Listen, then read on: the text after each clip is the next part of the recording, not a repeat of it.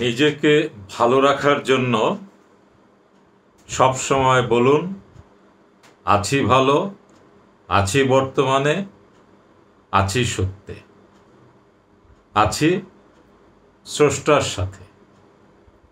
আপনি নিজে যদি ভালো না থাকেন, ধর্মকর্ম করতে পারবেন না, জাগতিক কাজকর্ম ভালোভাবে হবে না। সেই জন্য আমি যেটা বললাম, নিয়মিত চর্চা করেন, দেখবেন আপনি ভালো থাকবেন। আজকের আলোচনা করব দাইমি সালাত নিয়ে। আমাদের দেশে ক্ষুদ্র একটা সংখ্যা আছে, অর্থাৎ ক্ষুদ্র একটা গোষ্ঠী আছে, সংখ্যা না, গোষ্ঠী বললে ঠিক হয়। ক্ষুদ্র একটা গোষ্ঠী আছে, তারা 5 ওয়াক্ত নামাজ টামাজ পড়ে না। তারা কথায় কথায় বলে দাইমি সালাত করতে হবে, দাইমি সালাত করতে হবে। আজকের আমরা দাইমি সালাত নিয়ে কিছু আলাপ আলোচনা করব। প্রথমেই আমরা বোঝার চেষ্টা করি দাইমি সালাত কি এবং 5 ওয়াক্ত নামাজ কি। এই দাইমি সালাত এবং 5 ওয়াক্ত নামাজ, এই দুই ধরনের নামাজের সাথে সময়ের একটা সম্পর্ক আছে। দাইমি সালাত হচ্ছে সব সময় নামাজের মধ্যে থাকা, উঠতে বসতে খাইতে ঘুমাইতে সর্বাবস্থায় আপনি নামাজে থাকবেন, এইটাকে বলে দাইমি সালাত। আর ওয়াক্তিয়া নামাজ, অর্থাৎ দিনে 5 বার নামাজ পড়া, এটা হচ্ছে দিনে নির্দিষ্ট 5টি সময় নামাজ পড়া। বিষয়টা হচ্ছে এই রকমের, যেমন ধরেন আপনি বাঙালি ভাত খান, মাছে মাতে বাঙালি, দিনে আপনি 3 বার খান, সকালে একবার, দুপুরে একবার, রাতে একবার, হয়তো বিকালে আরেকবার, এই 4 বার খান। এইটা হচ্ছে ওয়াক্তিয়া খাওয়া, মানে ধরেন ওয়াক্তিয়া নামাজ। আর বাকি সময়ে আপনি এই পানি, বিড়ি, সিগারেট, হুক্কা মুক্কা, হাবি জাবি, বাদাম ছোলা খাচ্ছেন, মানে সবসময় মুখ আপনার নড়তেছে। এইটা হচ্ছে দাইমি খাওয়া, অর্থাৎ সব সময় আপনার মুখ চলছে চলছে চলছে। তাহলে বুঝতে পেরেছেন দাইমি সালাত কোনটা আর ওয়াক্তিয়া নামাজ বা সালাত কোনটা। দেখুন, ইসলাম ধর্ম খুব সহজ ধর্ম। সেমেটিক ধর্ম যেটাকে বলি আমরা, ইব্রাহিমিক রিলিজিয়ান, তার শুরুটা হয়েছিল ইহুদি ধর্ম থেকে। তারপরে আপনার দাউদ আলাইহিস সালামের ধর্ম এসেছিল, ওইটা এখন আর নাই। এরপরে আসছে খ্রিস্টান ধর্ম, তারপরে ইসলাম ধর্ম। এই ইহুদি ধর্ম ছিল ভয়ঙ্কর একটা জটিল ধর্ম, সব কঠিন কঠিন নিয়ম কানুন ছিল। সেইটাকে সহজ করে আসলো খ্রিস্টান ধর্ম ঈসা আলাইহিস সালামের মাধ্যমে। ইহুদি ধর্ম আর খ্রিস্টান ধর্ম মোটামুটি একই ধর্মই, খালি একটু সহজ করা হয়েছে। এরপরে আসলো ইসলাম ধর্ম। ইসলাম ধর্ম আরো সহজ করে দিল কি, তুমি 5 ওয়াক্ত নামাজ পড়ো, এত কষ্ট টষ্ট করার দরকার নেই। কিন্তু আমাদের দেশের ওই একটা গোষ্ঠী, ক্ষুদ্র গোষ্ঠী আছে, ওরা এই 5 ওয়াক্ত নামাজ পড়তে চায় না। ওরা চায় সারাদিন নামাজ পড়তে, অর্থাৎ সোজাটাকে বাদ দিয়া ও কঠিনটা করতে চায়। আসলে কঠিনটা করতে চায় না, আসলে ও দায়মি সালাত বলে মুখে, কিন্তু ও জীবনেও দায়মি সালাত করে না, দায়মি সালাত পালন করে না, চর্চা করে না। তার কারণ হচ্ছে দায়মি সালাত হচ্ছে অত্যন্ত কঠিন একটা চর্চা বা সাধনা। 5 ওয়াক্ত নামাজের সাথে আপনার দেহের সম্পর্ক, দৈহিক একটা সম্পর্ক আছে। নির্দিষ্ট সময় নির্দিষ্টভাবে আপনি নামাজ পড়েন, কিন্তু দায়মি সালাত আপনি পড়বেন কি দিয়ে? কিসের সাহায্যে আপনি দায়মি সালাত পড়বেন? দায়মি সালাত সাধারণত পড়া হয় মনের সাহায্য নিয়ে। এই জন্য যারা পাগল টাগল আছে ওদের কিন্তু দায়মি সালাত হয় না, কারণ ওদের তো মন নাই, ওদের মন তো উল্টা পাল্টা। এই জন্য ওরা দায়মি সালাত পড়তে পারে না, 5 ওয়াক্ত নামাজ কিচ্ছুই পড়তে পারে না। তো যাই হোক, যেটা বলছিলাম, দায়মি সালাত যদি আপনি পড়তে চান, তার জন্য প্রয়োজন হচ্ছে আপনার মনের সাহায্য নিয়ে দায়মি সালাত পড়তে হয়। কিন্তু এই মন হচ্ছে একটা ভয়ঙ্কর জিনিস। ও কারো কথা শুনতে চায় না, ও সব সময় নিজের মতো চলতে চায়। সেই জন্য দায়মি সালাত পড়া অত্যন্ত কঠিন একটা কাজ, কারণ মনকে তো আপনি নিয়ন্ত্রণে আনতে পারেন না। আপনি চান দায়মি সালাত পড়তে, কিন্তু মন চায় এখন পান খাইতে। পৃথিবীতে এই যে 3.5 হাত যে দেহটা আছে, এই দেহের মধ্যে সবচেয়ে জটিল জিনিস হচ্ছে আপনার এই মন। এই মনকে নিয়ন্ত্রণ করে কোনো কাজ করানো অত্যন্ত কঠিন একটি কাজ। আর সেই মনকে দিয়ে আপনি 24 ঘন্টা নামাজ পড়বেন, এটা একটা অসম্ভব ব্যাপার। যারা বলে, ধরে নেবেন তার 99% মানুষই মিথ্যা কথা বলে, ফাঁকি দেয়া কথা বলে। 5 ওয়াক্ত নামাজ না পড়ার জন্য দায়মি সালাতের নাম দিয়ে সে আসলে নামাজ পড়ে না। তার কারণ দায়মি সালাত পড়তে হলে মনের সাহায্যে পড়তে হবে। আর এই মনকে নিয়ন্ত্রণে রেখে আপনি 24 ঘন্টা নামাজ পড়বেন, এটা একটা অসম্ভব ব্যাপার, অ্যাবসার্ড ব্যাপার। মন সারা দিন সে অস্থির থাকে, ব্যস্ত থাকে। আজকের চড়ুই পাখির মতো এই ডালে, কিছুক্ষণ পরে ওই ডালে, কিছুক্ষণ পরে উড়াল দেয়, ও বিভিন্ন কাজ করতে থাকে। আপনার এই দেহের মধ্যে 72,000 শক্তি আছে। এই প্রতিটা শক্তি হচ্ছে একটা একটা মন। এই যে দেহের মধ্যে 72টা শক্তি আছে, এই 72টা শক্তির মধ্যে বিজ্ঞান এ পর্যন্ত মাত্র 3টা শক্তিকে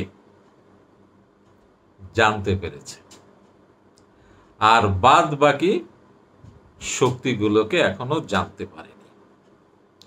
এই যে দেহের ভিতরে যে 72,000 শক্তি বা ফোর্স বা এনার্জি আছে, এই প্রতিটা এনার্জি হলো নফস।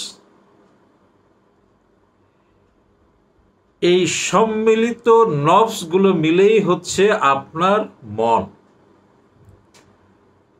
প্রতিটা নফস নির্দিষ্ট নির্দিষ্ট কাজ করছে, আর এই নফসগুলো আপনার মনকে তাড়িত করছে। সেই জন্যই মনকে একাগ্র করা যায় না। মন সবসময় অস্থির থাকে, চঞ্চল থাকে। কোনো বিষয়ে মনোনিবেশ করলেই মন কিছুক্ষণের মধ্যে আরেকটি কাজে মন চলে যায়। তার কারণ হচ্ছে মনের সাথে সম্পর্ক হচ্ছে নফস, নফসের সাথে সম্পর্ক হচ্ছে আমার দেহের ভিতরে যে ৭২,০০০ শক্তি বা ফোর্স আছে সেইগুলোর সাথে। এই যে ৭২,০০০ শক্তি বা ফোর্স আছে, এর মধ্যে কয়েকটি আছে ভাইটাল ফোর্স, যাকে হিন্দু ধর্মে বলে চক্র, আমাদের ইসলাম ধর্মে বলে লতিফা। আমাদের দেহের মধ্যে ৭টি লতিফা আছে। এই ৭টি লতিফার সাথে আপনার ভিতরে যে একটা মন আছে, এই মনের সাথে এই ৭টি লতিফার সাথে সম্পৃক্ত। ৭টি লতিফার চিন্তা, চেতনা, কর্ম, দক্ষতা, চাওয়া পাওয়া, আনন্দ, সুখ, দুঃখ, ব্যথা, বেদনা, ইমোশন আলাদা আলাদা, পৃথক পৃথক। যে কারণেই আপনার মন সবসময় অস্থির থাকে। একটা লতিফা মনকে বলল এইটা করব, আরেকটা লতিফা মনকে বলবো ওইটা করব।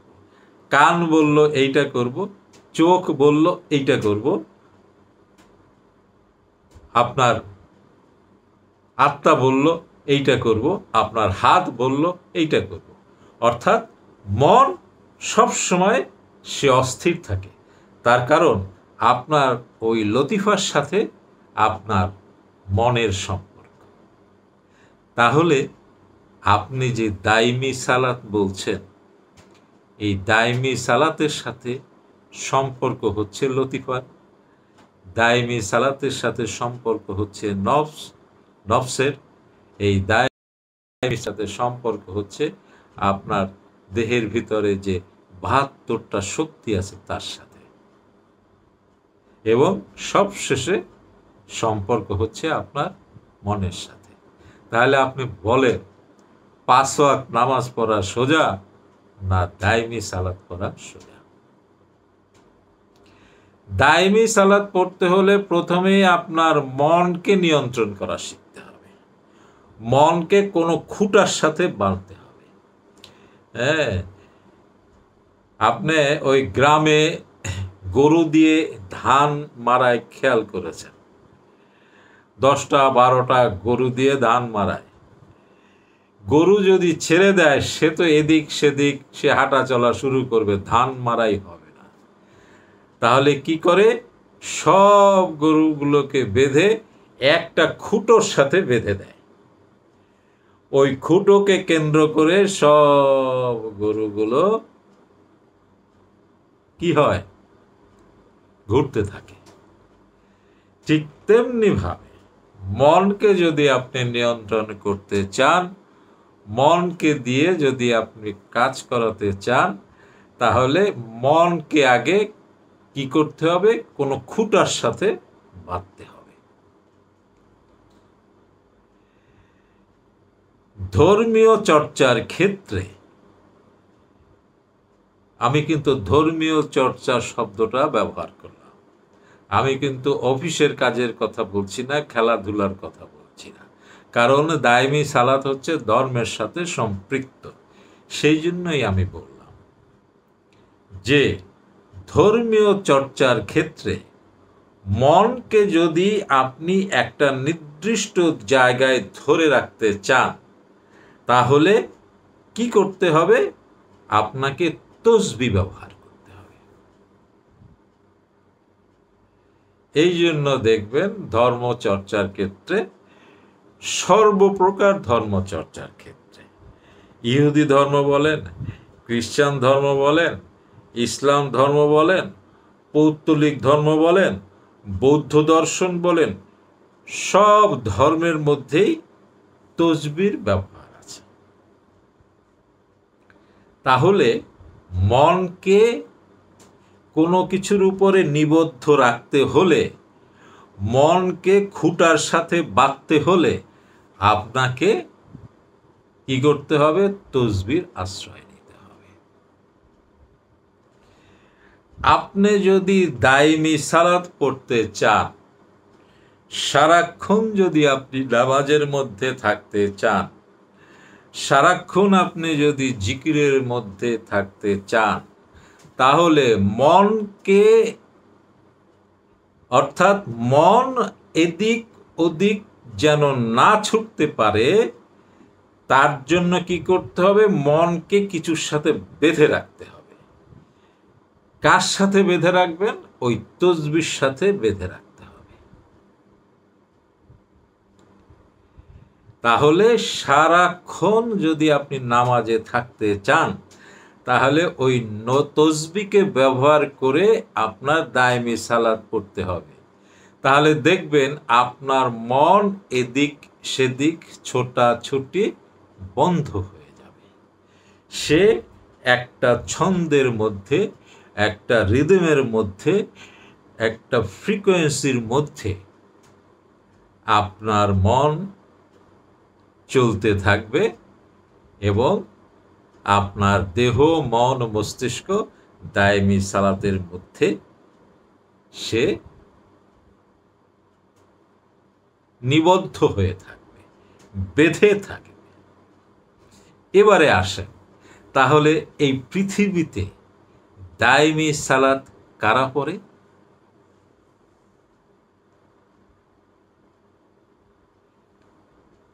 যারা সৌদি আরব গেছে, যারা হজের সময় বা বেড়াতে গেছেন, আপনি দেখবেন সৌদির লোকরা 24 ঘন্টা তসবি নিয়ে জপ করতে থাকে, জিকির করতে থাকে, জিকির করতে থাকে। এই যে সৌদি লোকরা 24 ঘন্টা যে এই জপ করছে, এটা কি বলে? দায়মি সালাত। আপনি সৌদির লোকদেরকে যতই খারাপ বলেন, যতই গালাগালি করেন, যতই সালাফি বলেন, যতই মুয়াবিয়া বলে, এজিদ বলে গালাগালি করেন, আর যাই করেন, সারা পৃথিবীতে প্রকৃত অর্থে দায়মি সালাত সৌদি লোকেরাই করে। আমরা যেটা করি, দায়মি সালাতের নামে ওই 5 ওয়াক্ত নামাজ আমরা বাদ দিয়ে ভণ্ডামির আশ্রয় নেই। আমি আপনাকে প্র্যাকটিক্যালি দেখাই দিলাম, আমি ইতিহাস দিয়ে দেখিয়ে দিলাম, মানুষ করছে সেটা দেখিয়ে দিলাম। প্রকৃত অর্থে দায়মি সালাত বলতে যেটা বোঝায়, সেটা সৌদি আরবের মানুষরা সেটা করে। সারাদিন সে দায়মি সালাতের উপরে সে থাকে।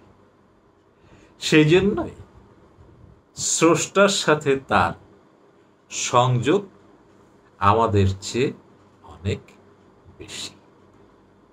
যদিও তারা তরিকতের কথা বলে না, সুফিজমের কথা বলে না, আধ্যাত্মিকতার কথা বলে না, কিন্তু তারা এই দায়মি সালাতের মাধ্যমে স্রষ্টার সাথে তাদের সংযোগ বেশি। সেই জন্যই আল্লাহ তাআলা ওই তাদেরকে সবকিছুই দিয়েছে, অর্থ, বিত্ত, ধর্মের মূল কেন্দ্র, সবকিছুই তাদেরকে দিয়েছে। শুধু একটা জিনিস দেয় নাই, জ্ঞান। সেটা হয়তো সৃষ্টিকর্তা কোনো এক সময় দিবেন। জাগতিক জ্ঞান আর আধ্যাত্মিকতা যদি মিশে যায়, অর্থাৎ বিজ্ঞান আর আধ্যাত্মিকতা যদি একত্র হয়ে যায়, তাহলে সেটা একটা ভয়ঙ্কর শক্তি হয়ে যাবে। এই দুই শক্তি যারা ধারণ করতে পারবে, তারা এই দুনিয়াকে ধ্বংস করে ফেলবে, তারা এই দুনিয়াকে হাতের মুঠোয় নিয়ে আসবে। সেই জন্যই মনে হয় সৌদি আরবকে, আরববাসীকে শিক্ষা দীক্ষা মনে হয় একটু কম দিয়েছে। বাদবাকি সবই দিয়েছে, অর্থ, বিত্ত, সাহস, হ্যাঁ, যুদ্ধ করার ক্ষমতা, সব কিছুই তাদেরকে দিয়েছে, শুধু জ্ঞান দেয়নি। যাই হোক, আমাদের মূল আলোচনার বিষয় ছিল দায়মি সালাত। দায়মি সালাত কি, দায়মি সালাত কিভাবে পড়তে হয়, দায়মি সালাতের জন্য মনকে কিভাবে ধরে রাখতে হয়, খুব সংক্ষেপে অল্প কথার মধ্যে আমি আপনাদের সামনে তুলে ধরলাম। আশা করি বিষয়টা ক্লিয়ার হয়েছে। আমি সালাফিও না, আমি শিয়াও না, আমি সুন্নিও না, আমি কোনোটাই না। আমি আধ্যাত্মিক চর্চা করি, আমি একজন মুসলমান মানুষ, আমি নিজেকে মুসলমান হিসাবে পরিচয় দিই। আশা করি আমি দায়মি সালাতের বিষয়টা এবং কিভাবে চর্চা করতে হয় আমি খুব সংক্ষেপে বললাম। আজ এ পর্যন্তই। ভালো থাকেন, সুস্থ থাকেন। আবারও বলছি, সব সময় বলুন, আছি ভালো, আছি বর্তমানে, আছি সত্যে, আছি স্রষ্টার সাথে। দেখবেন আপনি ক্রমান্বয়ে ভালো থেকে আরও ভালো হতে থাকবেন। আজ এ পর্যন্তই। ধন্যবাদ।